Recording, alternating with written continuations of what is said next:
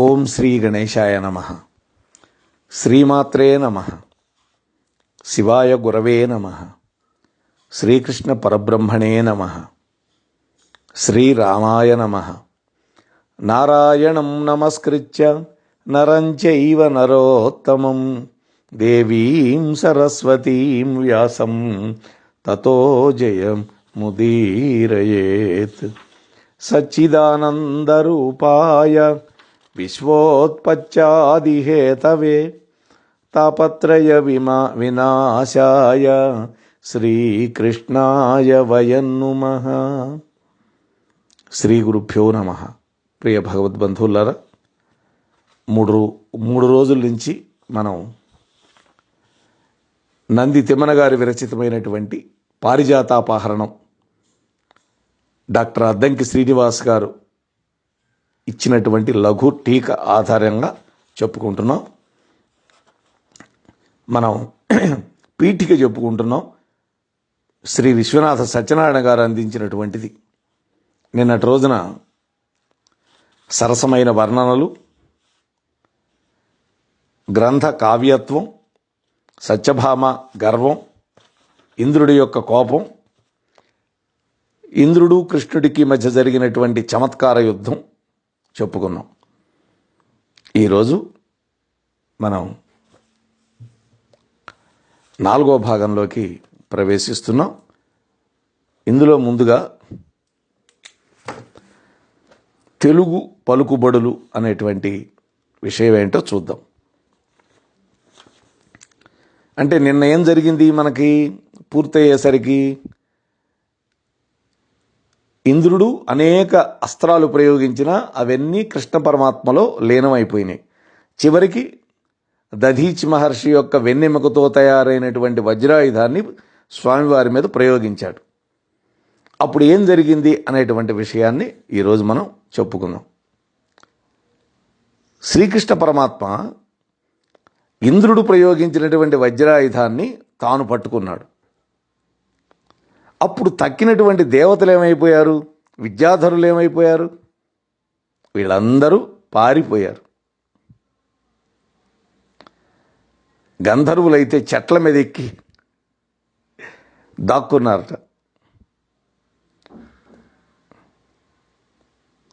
కిన్నెరులు వెళ్ళిపోయారు. పన్నగులు పటాపంచలైపోయారు. దిక్పాలకులందరూ కూడా ఎవరి దిక్కుకు వాళ్ళు పారిపోయారు.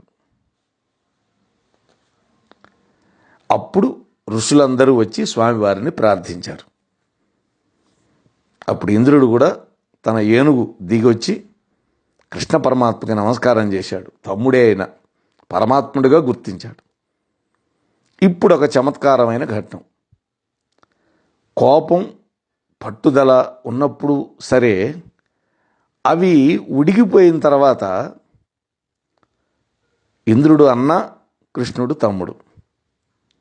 లోక మర్యాద ఇక్కడ చెడిపోతుంది. అందుకని కృష్ణుడు అన్నాడు, అన్నా లేలే, ఇదేమిటి, తప్పు నీది కాదు, నాది. నీ మరదలు ఈ చెట్టు కావాలని అడిగింది, అంతే. ఇదిగో నీ వజ్రాయుధం నువ్వు తీసుకో అన్నాడు స్వామి.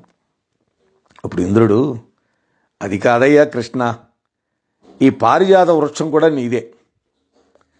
నీవు భూలోకంలో ఉన్నన్నాళ్ళు ఈ చెట్టుని నీ దగ్గరే ఉంచుకో అన్నాడు.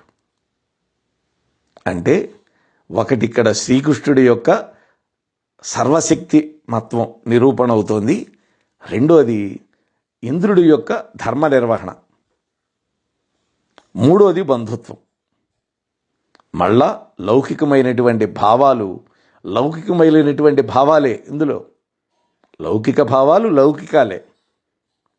తిమ్మన గారు ఈ విధంగా వాళ్ళ యొక్క యుద్ధం లోపల యుద్ధం కానట్లుగా పైకి యుద్ధంలాగా వర్ణించాడు. కృష్ణుడు ఏం చేశాడు, సత్యభామకి సంతోషం కలిగించాడు.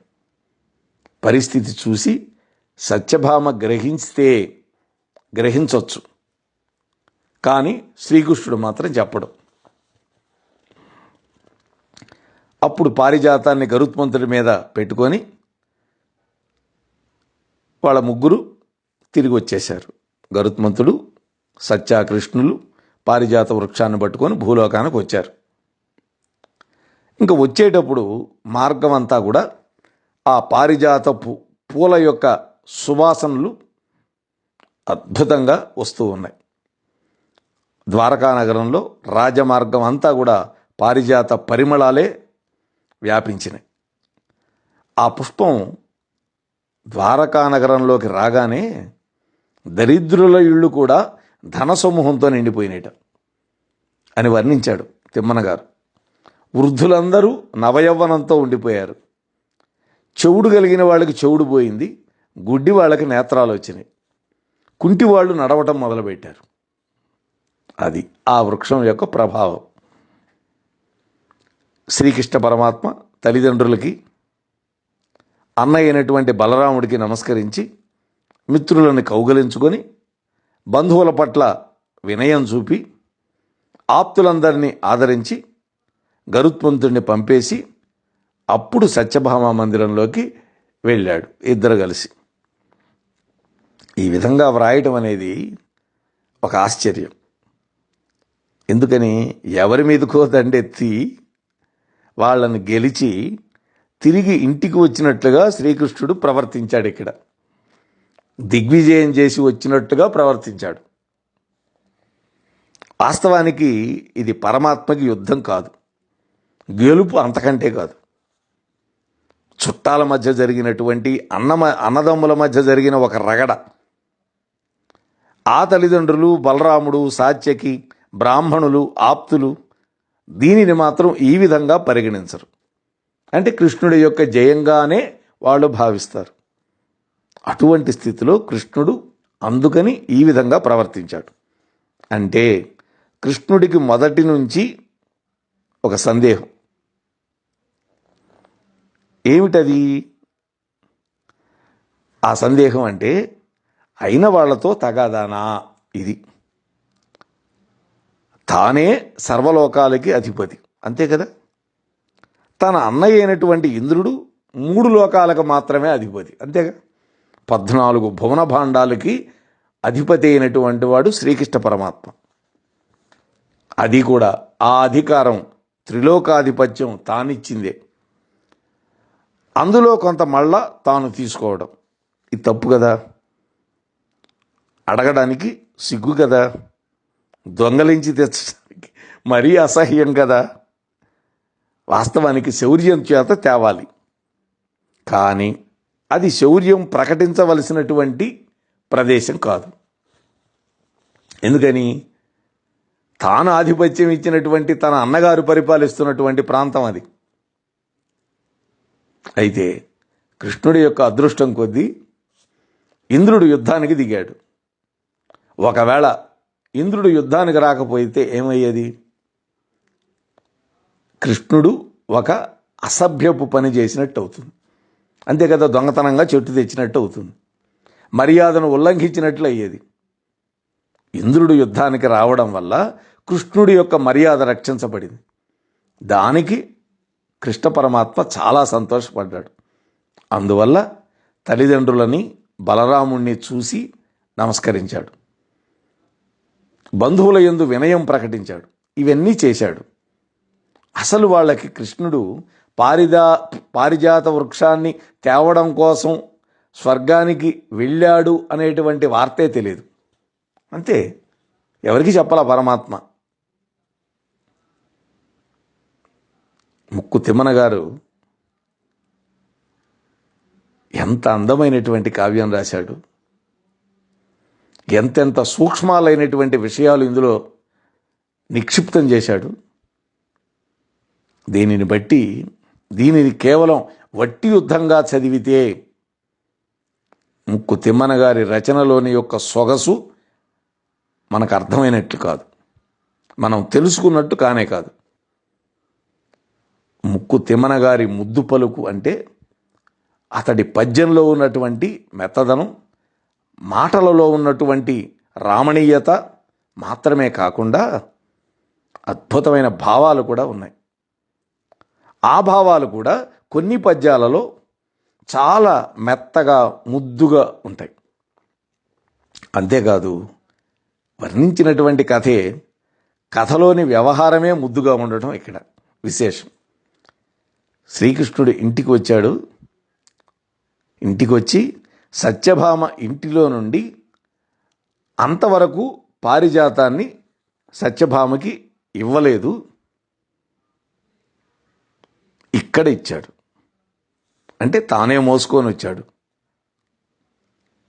ఇదిగో పారిజాతం, నా ప్రతిజ్ఞ వల్ల ఇది వచ్చింది కదా అని ఇచ్చాడు.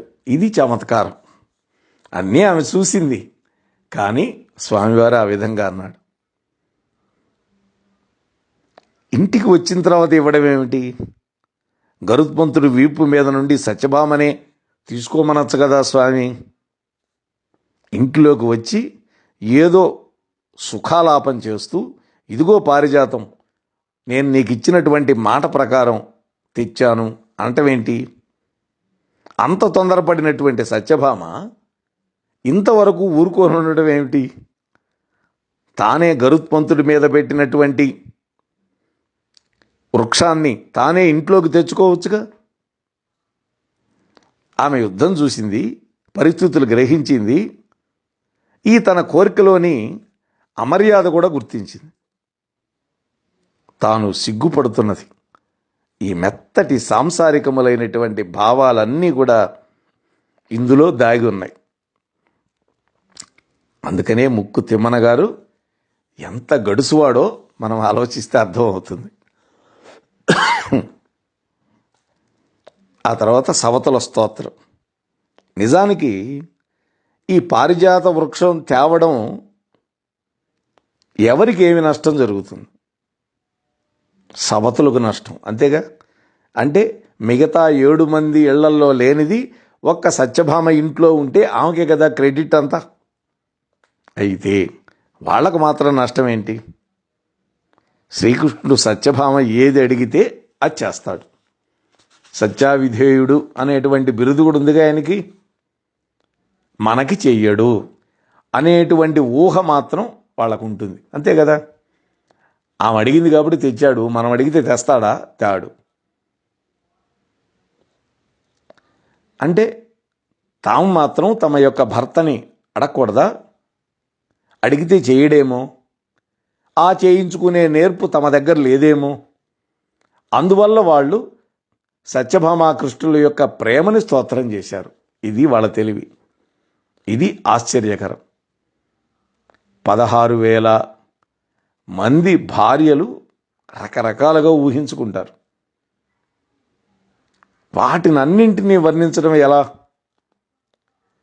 ఎలా ఊహించినా వాళ్ళు చేసింది స్తోత్రమే. అందుకని తిమ్మన గారు ఈ పద్యాన్ని వ్రాశాడు. 5వ ఆశ్వాసంలో 51వ పద్యం. ఇది ఒక ఆశ్చర్యకరమైన రచన. ఇది మనం ఆ పద్యం వచ్చినప్పుడు చూద్దాం. పారిజాత వృక్షాన్ని సత్యభామాదేవి యొక్క తోటలో నాటారు.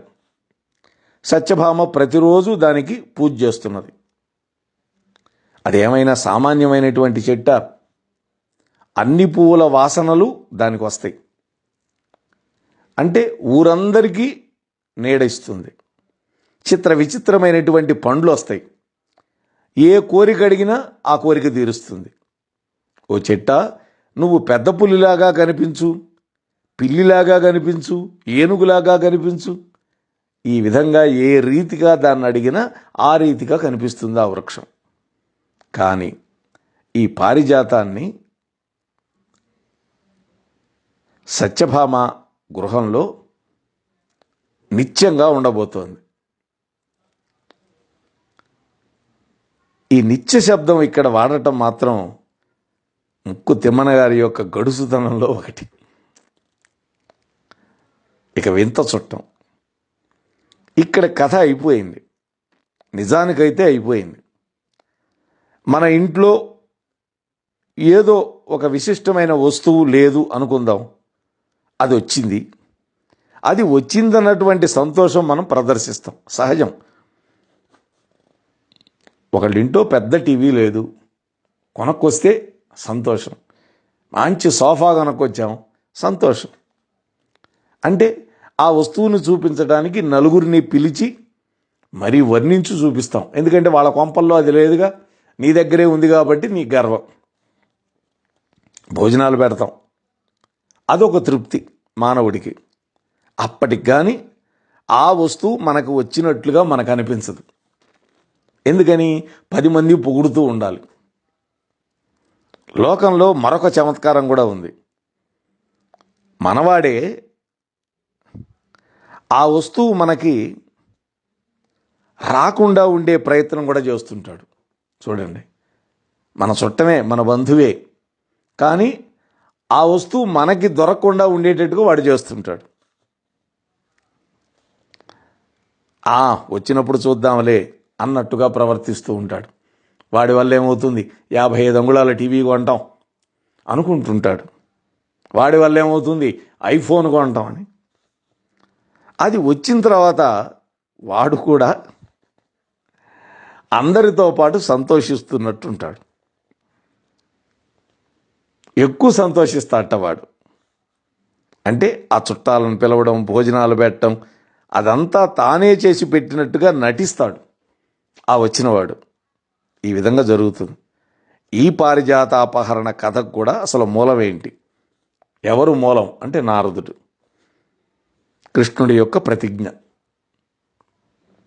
స్వర్గానికి వెళ్ళటం, చెట్టును దొంగిలించటం, ఇంద్రుడితో యుద్ధం చేయటం, ఈ అల్లరికి మూల కారణం ఎవరంటే నారదుడు. అసలు ఈ నారదుడు ఎలాంటివాడు? దేవర్షి, నిజమే. ఆయనకేం అక్కర్లా. మీరు పోట్లాడుకుంటే చూసి సంతోషిస్తూ ఉంటాడు. మీరు వ్యవహారాలు పొసగగా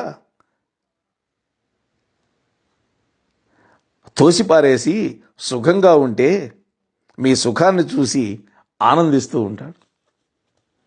లోకంలో ఇలాంటి బంధువు ఉంటాడు. అంటే అటువంటి బంధువు ఏం చేస్తుంటాడట? ఇరుపక్షాల మధ్య తంపులు పెడుతూ ఉంటాడు. అంటే 2 పక్షాలకి ఇష్టుడే. ఎక్కడ శుభం జరిగితే అక్కడ పెత్తనం చేస్తూ ఉంటాడు ఈ వ్యక్తి. ఇలాంటి వ్యక్తి అంటే అటువంటి వాడికి సంసారం లేదు, దగ్గర బంధువు లేదు, కాదంటానికి వీలు లేదు. అయితే అతని వల్ల వచ్చే మహాపద కూడా లేదు. ఇక్కడ నారదుడు దేవర్షి కావటం వల్ల లోకములో కొన్ని కుటుంబాలలో ఉండేటటువంటి ఈ లక్షణాలు కలిగినటువంటి చుట్టాలు లాంటి వాడే నారదుడు. పుణ్యక వ్రతం, భర్తని దానం చేయటం. నారదుడు మళ్ళా వచ్చాడు, సత్యభామతోటి పుణ్యక వ్రతాన్ని చేయమన్నాడు. ఆ వ్రతకల్పాన్ని ఉపదేశించాడు. ఈ వ్రతంలో ఒక విచిత్రం ఉంది. వ్రతం అంతా పూర్తయిన తర్వాత భర్తని దానం చేయాలి, పతిదానం. సత్యభామ వ్రతం మొదలుపెట్టింది. బంధువులు వచ్చారు. ద్వారకలో ఉండేటువంటి యాదవులు, వృష్ణులు, భోజులు, అంధకులు, అనేక రాజవంశాలు ఉన్నాయి అక్కడ. హస్తినాపురం నుండి కౌరవులు, పాండవులు కూడా వచ్చారు. ఒక పెద్ద దాన మంటపం కట్టారు. దేవతలు కూడా వచ్చారు ఆకాశం నుంచి, మహర్షులు వచ్చారు. మేళాలు, తాళాలు, ఒక పెద్ద ఉత్సవమే. సత్యభామ, కృష్ణుడు పీటల మీద కూర్చున్నారు వ్రతానుష్ఠానానికి. ప్రద్యుమ్నుడు, సాత్యకి ఉత్సవం అంతా వాళ్ళ మీదే నడుస్తున్నట్లుగా వాళ్ళు ఏర్పాట్లు చూస్తున్నారు. ద్రౌపదీదేవి, కృష్ణ పరమాత్మ సోదరి సుభద్ర కూడా వచ్చారు. సత్యభామ కల్పవృక్షానికి ప్రదక్షిణం చేసి నారద మహర్షికి పూజ చేసింది. అంతా అయిపోయిన తర్వాత నారదుడు సత్యభామతో అన్నాడు, ఓ సత్య, మరి భర్తను దానం చేయాలి, ఆయన ఒప్పుకుంటాడో ఒప్పుకోడో అన్నాడు. ఇదొక తంపు. అంటే నారదుడు ఎక్కడికక్కడ తగాదాలు సృష్టించేటటువంటి స్వభావంతో ఉంటాడని అందరూ అనుకుంటారు. కానీ లోక కళ్యాణం కోసం. కృష్ణుడు 16,000 భార్యలకు భర్త. అందులో 80 అష్టమహిషులు. ఆయన ఉమ్మడి సొత్తు అందరికీ కదా. ఆయన్ని దానం ఇవ్వటానికి తనకేం హక్కు ఉంది వాస్తవానికి? ఒకవేళ కృష్ణుడు ఒప్పుకున్నా కూడా న్యాయంగా ఆయన్ని దానం ఇవ్వటానికి అవకాశం లేదు. కానీ సత్యభామ కోసం పారిజాతపు వృక్షాన్ని తెచ్చిచ్చినటువంటి కృష్ణుణ్ణి కాదు అనడానికి మిగిలినటువంటి ఏ భార్యకు కూడా ధైర్యం రాదు. అంతే కదా. ఇది ఒక క్లిష్టమైన పరిస్థితి. రుక్మిణీదేవి కూడా అక్కడే ఉంది. ఆమె కూడా వ్రతానికి వచ్చింది.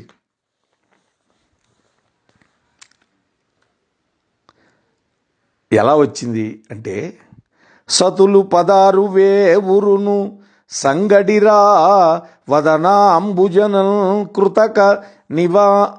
కృతక వికాసమచ్చుబడ కృష్ణుని పట్టపుదేవి ఇందిరా ప్రతినిధి రుక్మిణీ రమణి రాతగమౌనని వచ్చే పుణ్యక వ్రతము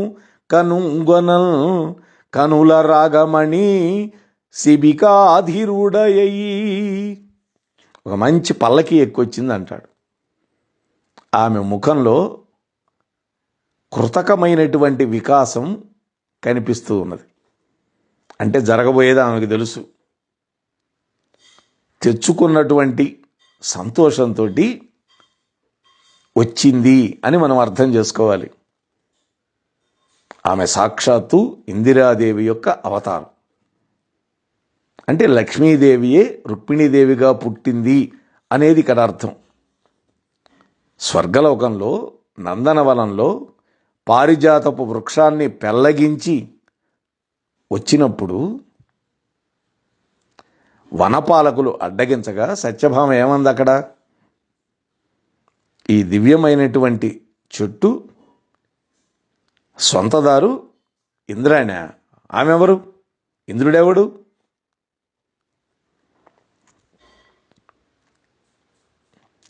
సాక్షాత్తు ఇందిరాదేవిని కౌస్తభాన్ని ఎవరు ధరించాడో అతడే ఈ చెట్టుకు కూడా యజమాని అన్నది కదా.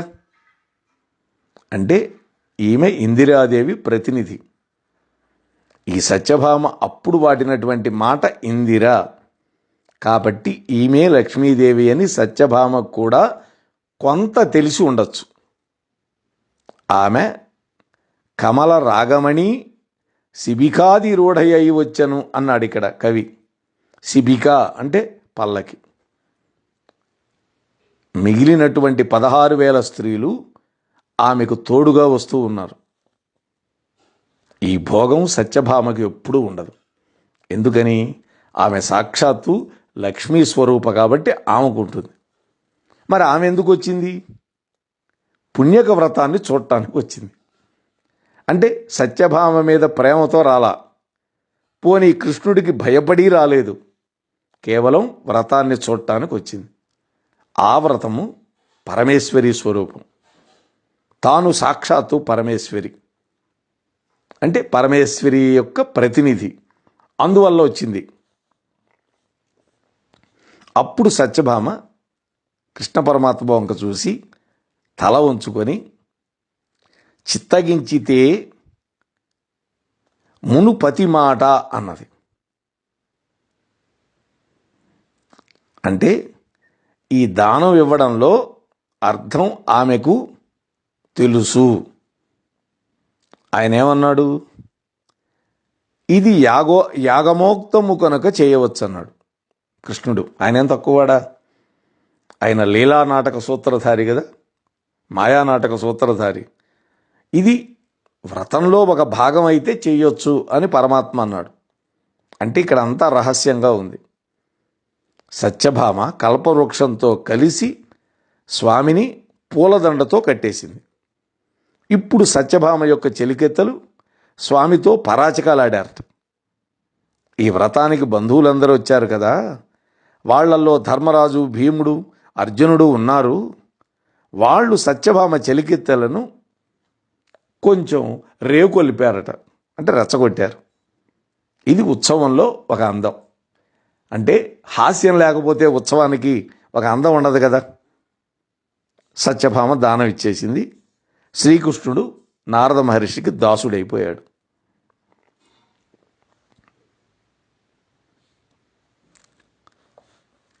ఇక్కడ 5వ ఆశ్వాసంలో 86వ పద్యం అద్భుతంగా రాశారు. ఇక్కడ ఈ విధంగా దానం చేయడం అనేది భక్తుడు భగవంతుడితో ఆడుకోవటం. ఇటువంటి పద్యం ఇతర దేశాలలో, ఇతర సారస్వతాల్లో ఎక్కడా ఉండదు.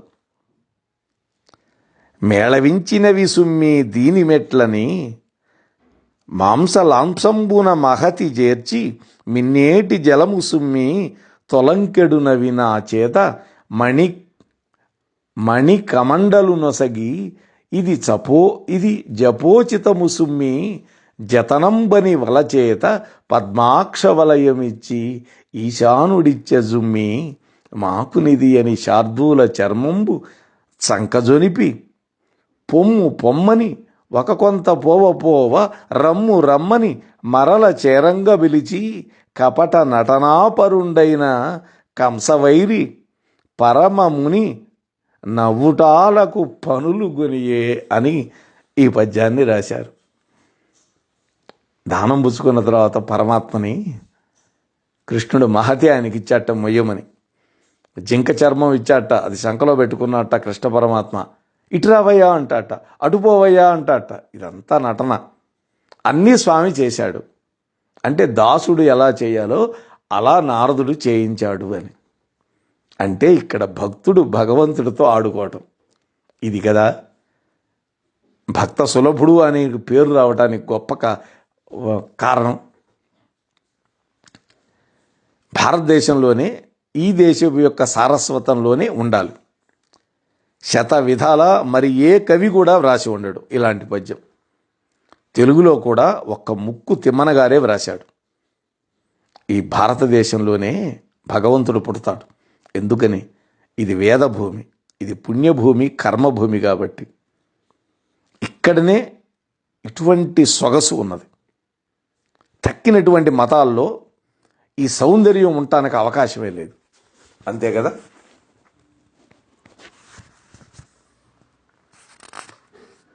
ఇక్కడ సత్యాదేవి భగవంతుణ్ణి మళ్ళా కొనాలి అంటే డబ్బిచ్చి కొనొచ్చు అని చెప్పాడు కదా, నగలిచ్చింది. ఇక్కడ నారదుడు భగవంతుని స్తోత్రం చేశాడు.